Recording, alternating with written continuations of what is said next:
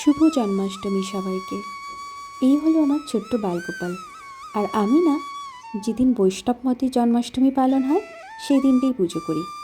অত নিয়ম আমি জানি না, যেটুকু জানি সেটুকু দিয়েই আমি বালগোপালের পুজো করি।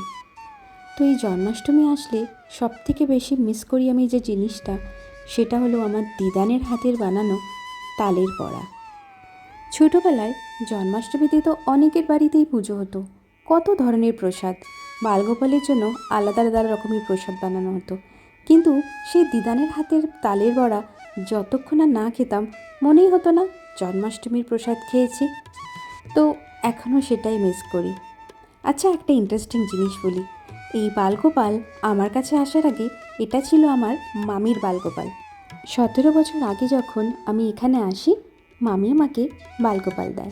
আর তখন থেকেই আমি যেটুকু নিয়ম জানি সেই হিসেবে পুজো করি। রাত 12টার সময় একবার পুজো, আর তার পরের দিন মানে নন্দোৎসবের দিন একটুখানি ভোগ দেওয়া।